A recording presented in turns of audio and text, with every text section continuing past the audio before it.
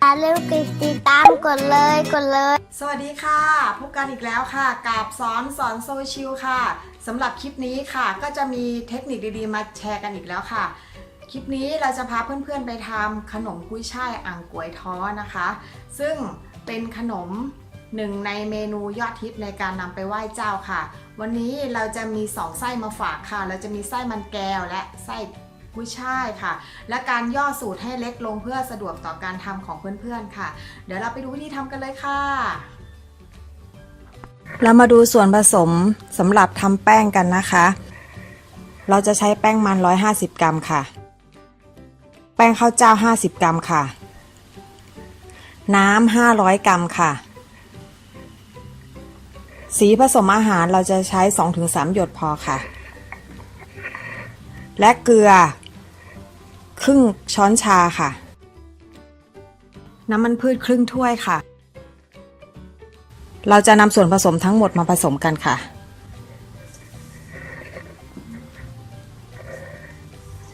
เทน้ำลงไปค่ะตามด้วยเกลือค่ะตามด้วยแป้งข้าวเจ้าค่ะ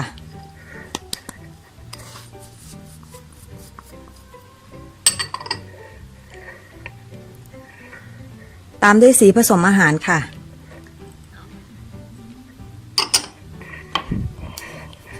คนส่วนผสมทั้งหมดให้เข้ากันก่อนค่ะ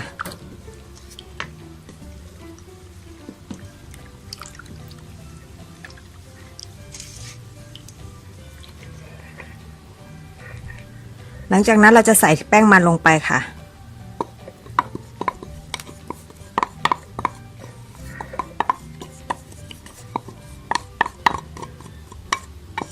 สีผสมอาหารแล้วแต่ชอบค่ะถ้าชอบสีที่เข้มมากก็ใส่เยอะหน่อยค่ะถ้าชอบสีอ่อนๆก็ใส่สัก1 หยดก็พอค่ะเมื่อเททั้งหมดรวมกันแล้วเราจะคนส่วนผสมทั้งหมดนะคะให้เข้ากันค่ะ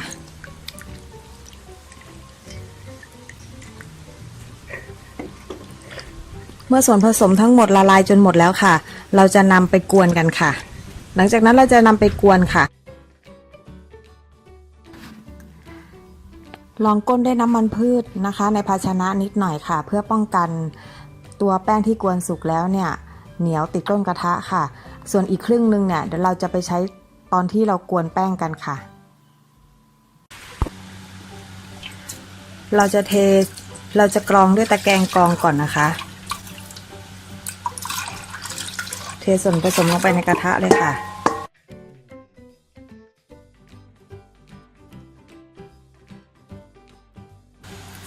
ใช้ไฟกลางในการกวนค่ะ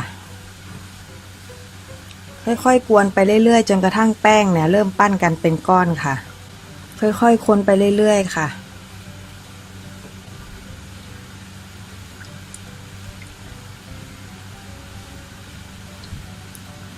ใช้ไฟกลางถึงไฟแรงได้ค่ะ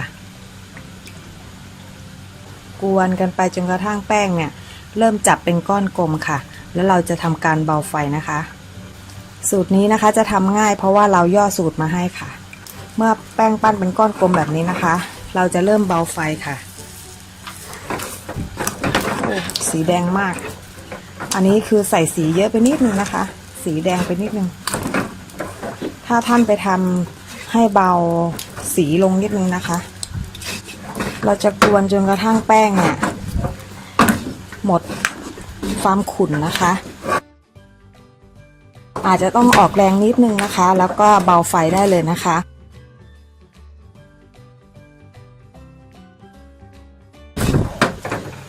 หรี่ไฟค่ะ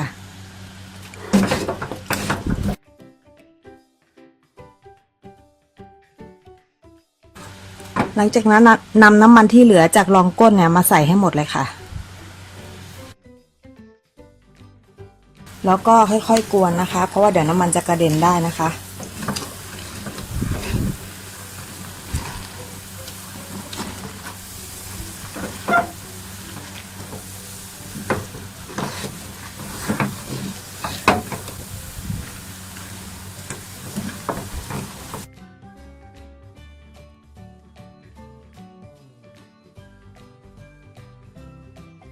คนต่อไปอีกประมาณ 2-3 นาทีแล้วก็ปิดแก๊สนะคะ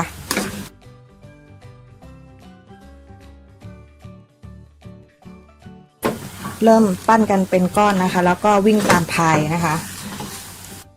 พอน้ำมันเริ่มซึมเข้ากับตัวแป้งหมดแล้วเราจะปิดแก๊สค่ะ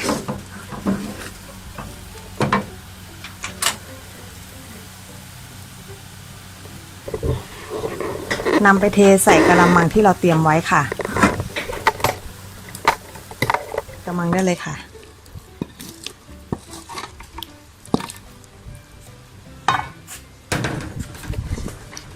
เดี๋ยวเราจะพักแป้งให้เย็นสักครู่ค่ะเดี๋ยวเราจะไปปั้นกันได้เลยค่ะ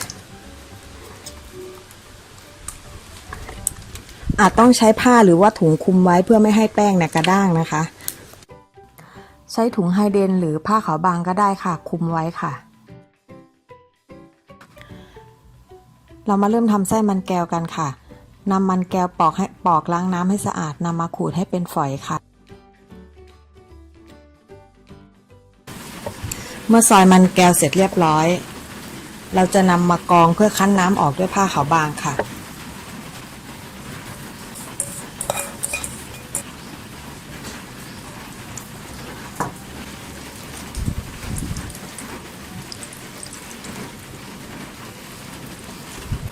เสร็จแล้วเราจะนำไปผัดกันค่ะดูส่วนผสมสำหรับผัดไส้มันแก้วกันค่ะกุ้งแห้ง 1-2 ช้อนโต๊ะค่ะแล้วแต่คนชอบค่ะซีอิ๊วขาว2 ช้อนชาค่ะน้ำมันพืช2 ช้อนโต๊ะค่ะพริกไทยครึ่งช้อนชาพอค่ะผงปรุงรสไก่ค่ะ2 ช้อนชาค่ะและมันแก้วที่เราขูดฝอยไว้300 กรัมค่ะตั้งกระทะให้เดือดเทน้ำมันพืชลงไปค่ะตามด้วยกุ้งแห้งแล้วคนจนกระทั่งกุ้งแห้งเนี่ยออกหอมค่ะใส่มันแก้วลงไปได้เลยค่ะ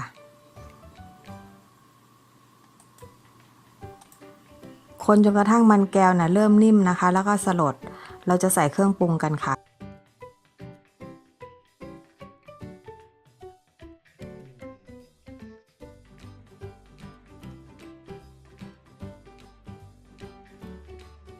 เทซีอิ๊วขาวลงไปค่ะตามด้วยพริกไทยค่ะตามด้วยผงปรุงรสไก่คนส่วนผสมจนกระทั่งเข้ากันนะคะ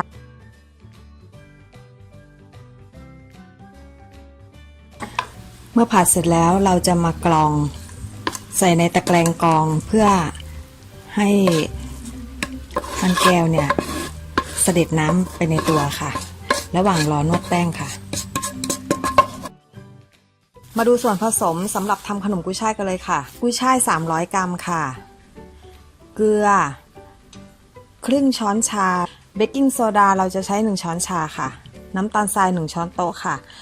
น้ำมันพืชหรือว่า2 ช้อนโต๊ะก็ใช้ได้ค่ะเทน้ำมันพืชลงไปค่ะตามด้วยเกลือนะคะตามด้วยเบกกิ้งโซดาค่ะและน้ำตาลทรายค่ะ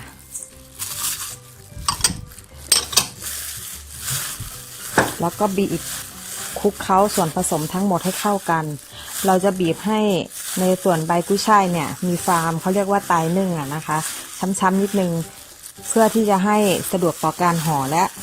ส่วนผสมทุกอย่างซึมเข้าไปในตัวใบกุ้ยช่ายค่ะใบกุ้ยช่ายเราจะใช้ใบที่หั่นประมาณครึ่งเซนค่ะวิธีการทำไปดูได้นะคะในคลิปเรามีไว้ให้ดูนะคะล้างให้สะอาดผึ่งลมจนแห้งก่อนนะคะแล้วค่อยนำมาหั่นก่อนทำค่ะถ้าไม่แห้งเนี่ยพอทำแล้วผักจะแฉะและไ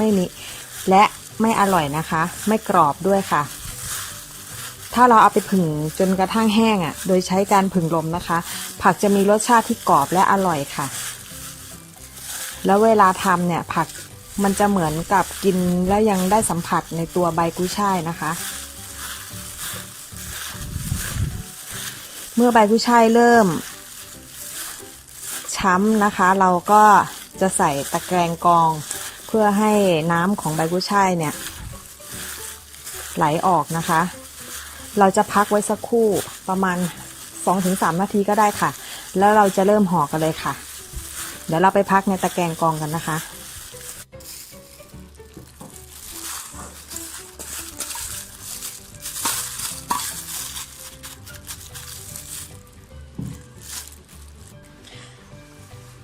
เมื่อแป้งเย็นแล้วเนี่ยเราจะใช้แป้งมันในการช่วยนวดแป้งแล้วก็ป้องกันการติดมือนะคะประมาณ 5-60 กรัมนะคะหรือว่าแล้วแต่ระหว่างทำถ้าเกิดมีการติดเราก็ใช้ได้เรื่อยๆค่ะตัวนี้จะไม่ฟิกค่ะเราจะนวดอีกนิดหน่อยค่ะเพื่อที่จะทำให้เราเนี่ยห่อง่ายขึ้นนะคะใส่ลงไปนิดหน่อยพอค่ะแล้วก็นวดนะคะ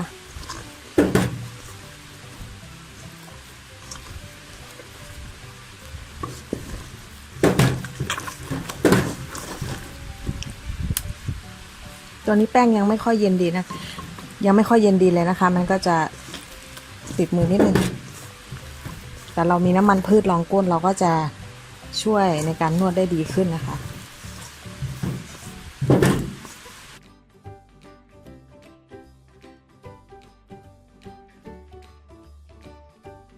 เรามาดูอุปกรณ์การปั้นนะคะเราจะใช้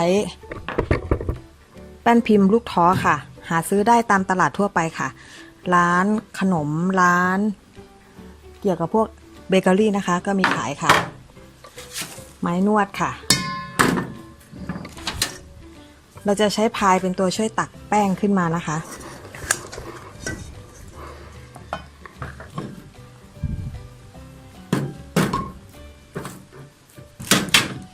จะใช้แป้งประมาณ5-60 กรัมแล้วก็จะใช้ไม้เนี่ยคึงตัวนี้เราจะต้องห่อให้หนากว่ากุ้ยช่ายแป้งบางนิดนึงค่ะเพราะว่าไม่งั้นน่ะเวลาเราเอาลงในพิมพ์ลูกท้อเนี่ยอาจจะทำให้แตกได้นะคะและอีกอย่างหนึ่งของเราเนี่ยเป็นสูตรแป้งนิ่มนะคะเพราะฉะนั้นเนี่ยถ้าเราทำแป้งบางๆเราก็จะแตกแน่นอนนะคะ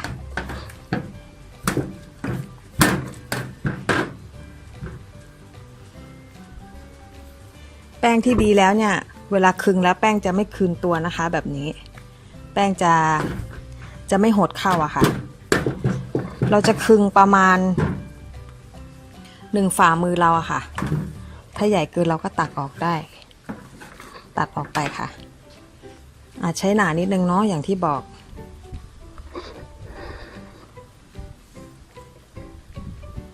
วิธีการทำก็อาจจะทำพับมาก่อนก็ได้ค่ะแบบนี้นะคะแล้วก็ทำให้แบบห่ออย่างนี้นะคะแล้วเราก็จะเอามาลงในพิมพ์กันแล้วก็จัดระเบียบในการลงพิมพ์ค่ะเช่นกันค่ะสามารถปรับแต่งได้หมดค่ะถ้าหนาเกินเราก็ค่อยๆปรับแต่งเอาค่ะ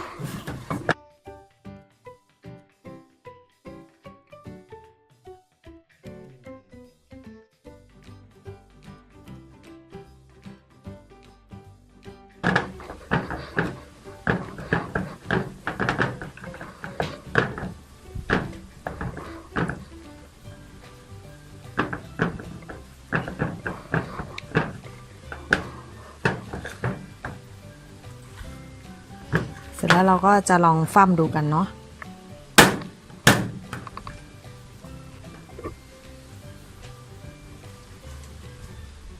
เดี๋ยวเรามาห่อลูกต่อไปกันเลยค่ะ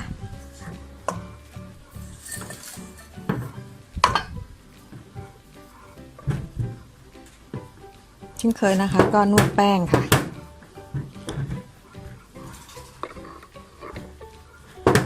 เสร็จแล้วเราก็จะใช้ตัวไม้นวดน่ะช่วย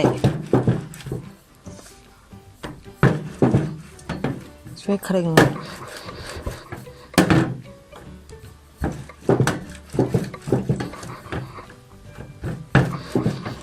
ประมาณ1 ฝ่ามือค่ะถ้าใหญ่เกินเราก็เอาออกได้ค่ะนำกุ้ยช่ายที่เราต้องการนะคะมาใส่เลยสัก 2 ช้อนก็ได้ค่ะเพราะว่าลูกเขาค่อนข้างใหญ่เนาะแล้วเวลาทำเราก็เหมือนเดิมนะคะทำแบบนี้นะคะทำให้เป็น4 มุมค่ะแล้วก็นำมาลงในท้อค่ะแล้วเราก็จะจัดระเบียบกันนะคะอาจจะยุ่งยากนิดนึงแต่ว่าแป้งของเราก็จะไม่แข็งนะคะถ้าเราทำแบบสูตรแป้งหนาๆมันก็แข็งได้ค่ะเนาะก็ถ้ารู้สึกหนาเกินเราก็ปรับแต่งเอาค่ะพยายามเกี่ยให้เต็มในส่วนของแป้นพิมพ์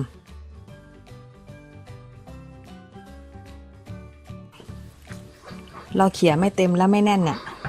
อาจจะไม่ได้ในรูปแบบที่เราต้องการนะคะอาจจะไม่ได้เป็นลูกท้อ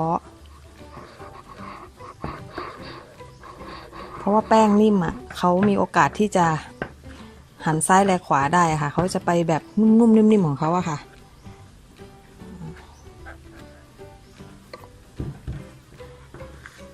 หลังจากที่เราได้เสร็จแล้วค่ะเราก็จะคว่ำลงค่ะ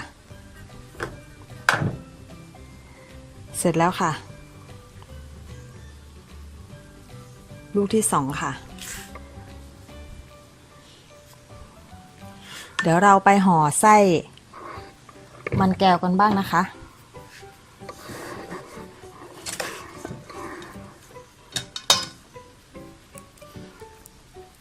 ใช้ประมาณ50 กรัมนะคะถึง60 กรัม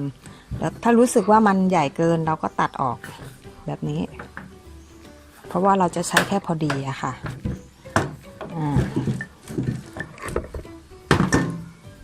ต่อไปเรามาห่อไส้มันแก้วกันค่ะ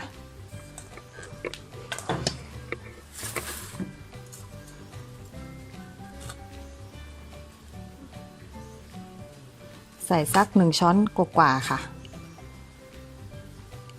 ทำเหมือนเดิมค่ะทำให้เป็นหักมุมเข้ามานะคะแล้วก็วางในพิมพ์แบบนี้ค่ะแล้วเราก็เข้าไปจัดระเบียบเอาแบบนี้ค่ะพยายามกดให้ตัวแป้งของเขาเนี่ยอัดไปเพื่อที่จะได้เห็นในตัวพิมพ์ลูกท้อได้ชัดเจนค่ะ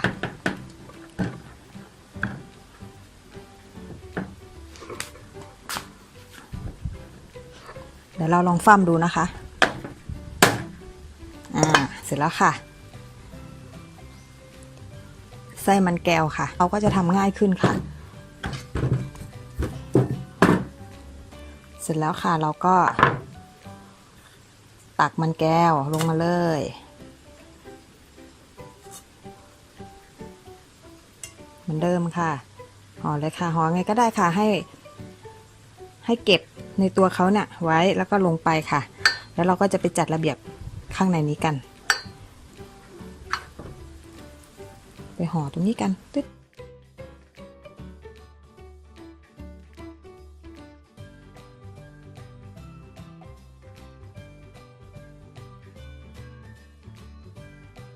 ทำแป้งอย่างเดียวเลยเสร็จแล้วเราก็จะคว่ำพิมพ์กันแล้วนะคะปึ้งเสร็จแล้วค่ะเดี๋ยวแม่สอนจะห่อไส้หน่อไม้ให้ดูอีก1 ไส้ค่ะสำหรับคลิปนี้เราไม่ได้ทำไส้หน่อไม้ให้ดูเดี๋ยวเราจะทิ้งลิงก์วิธีทำไส้หน่อไม้ให้นะคะสำหรับท่านใดที่ชอบทานไส้หน่อไม้ด้วยค่ะและไส้เผือกค่ะแต่ไส้เผือกคลิปนี้เราไม่ได้ทำให้ดูค่ะ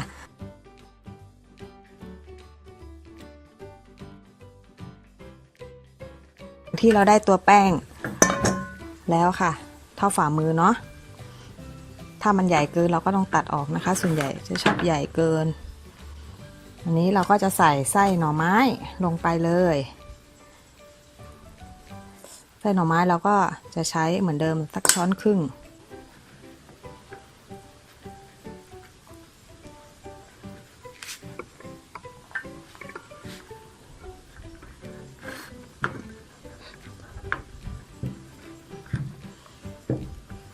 ถ้าทำเกินไว้มันจะดีค่ะแป้ง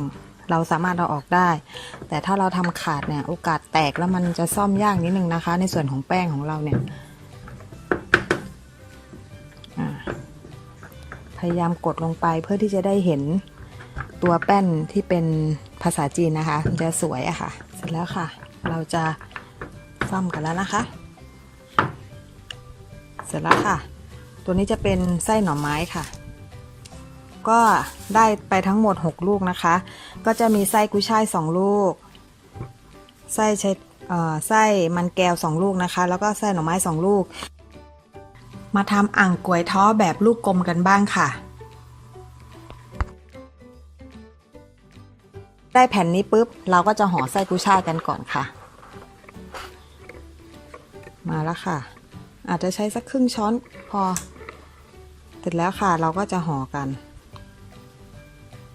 ตัวนี้ก็จะเป็นอ่างก๋วยแบบกลมค่ะที่ไม่ต้องใช้แม่พิมพ์ค่ะแล้วก็เป็นสูตรแป้งบางค่ะเสร็จแล้วค่ะ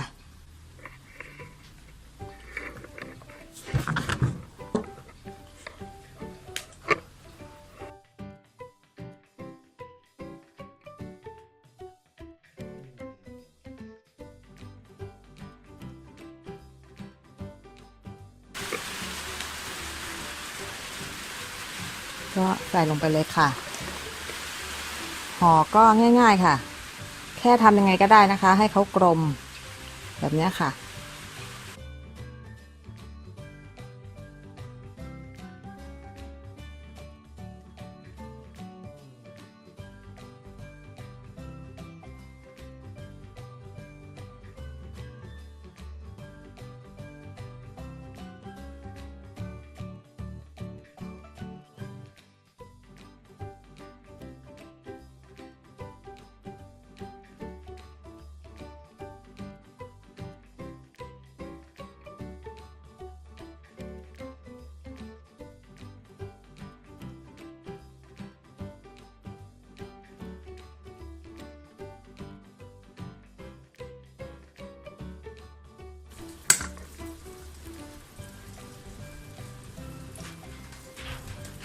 สามารถนำไปทำขายได้เลยค่ะสำหรับสูตรนี้ค่ะมาต่อด้วยไส้มันแก้วเลยค่ะ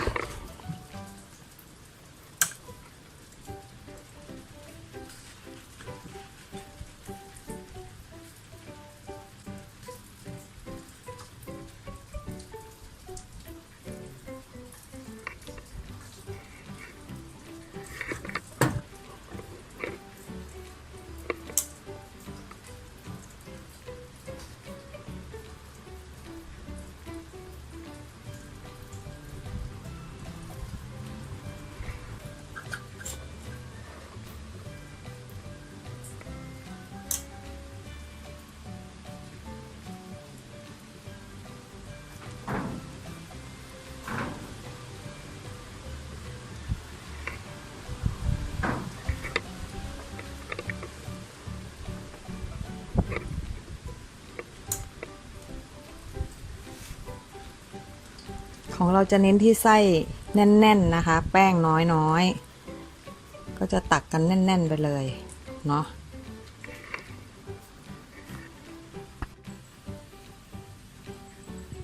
เมื่อห่อเสร็จเราก็จะนำไปนึ่งกันค่ะก็จะมีแบบไม่ได้ใส่แป้งนวลค่ะก็จะเป็นประมาณนี้ค่ะ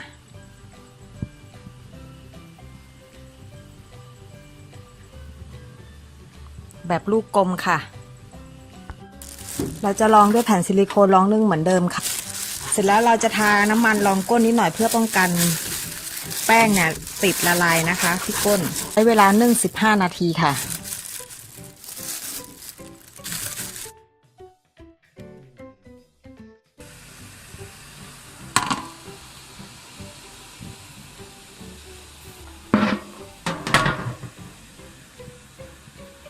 นึ่ง15นาทีถึง20นาทีนะคะหรือว่าจนกระทั่งในตัวแป้งเนี่ยสุกนะคะเมื่อนำขึ้นมาแล้วก็ทาน้ำมันทันทีนะคะเพื่อไม่ให้ตัวขนมเนี่ยติดกันค่ะแล้วก็เพิ่มความใสของตัวแป้งค่ะ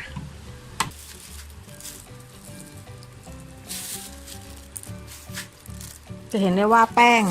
ก็ยังบางอยู่นะคะ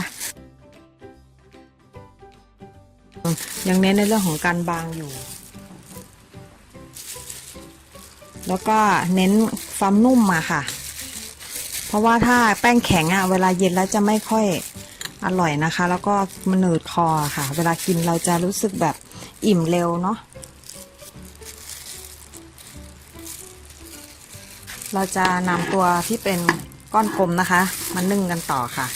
ตัวนี้เราจะนึ่งแค่7 นาทีค่ะ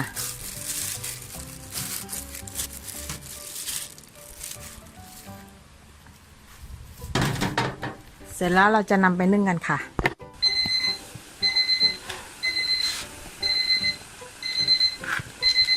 ตอนนี้ก็สุกเรียบร้อยค่ะสำหรับ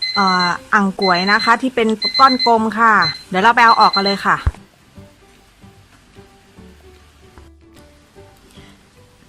เมื่อนำขึ้นมาแล้วก็ให้ทาน้ำมันทันทีค่ะ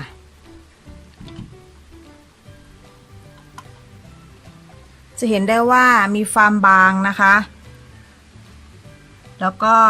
สีสันก็น่าทานค่ะตัวนี้เราก็นำไปไหว้เจ้าได้เช่นกันค่ะเพราะว่าตัวนี้ก็เคยมีลูกค้าที่เคยสั่งกับทางร้านเราค่ะ